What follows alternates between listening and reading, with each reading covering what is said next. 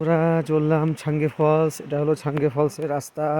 মোটামুটি আমরা 50% এসে গেছি, আর 50% বাকি।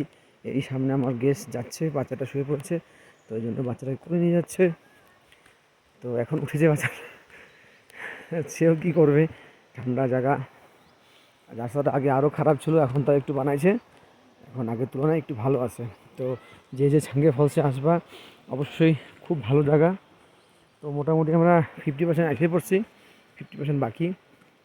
তো অনেকটা নামতে লাগে, আবার ওঠার নামাটা যাও তেমন যেমন তেমন, কিন্তু ওঠাটা খুবই কষ্টের।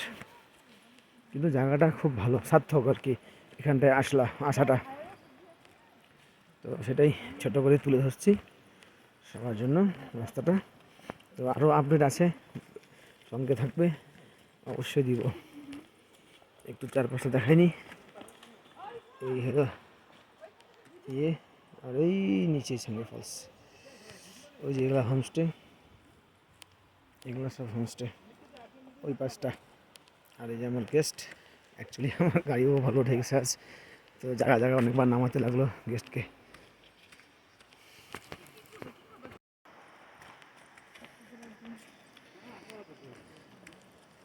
আর অল্প 60% 80%, 40% বাকি, 40% বাকি। আর না, যাওয়ার পর যে দেখে মনটা ভরে যাবে যে।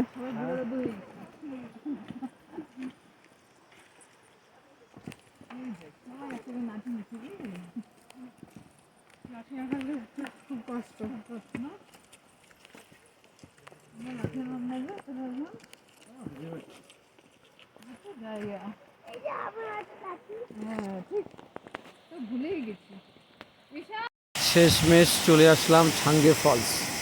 এই হলো ছাঙ্গে ফলস, সুন্দর একটা জায়গা।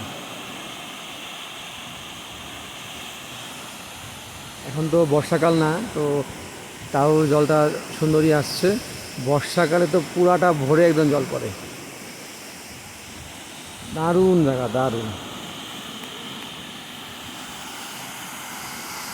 এবার পুরো জলে ভর্তি থাকে, এখানে বেশি কিছু গেস্ট নাই। দারুণ একটা জায়গা।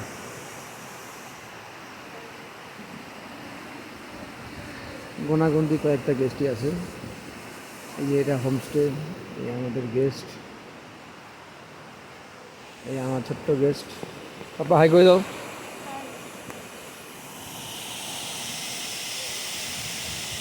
তো আজকের মতন এখানেই টাটা, বাই বাই। আবার সঙ্গে থাকো, আবার নতুন কোনো কিছু নিয়ে আবার হাজির হয়ে যাবো।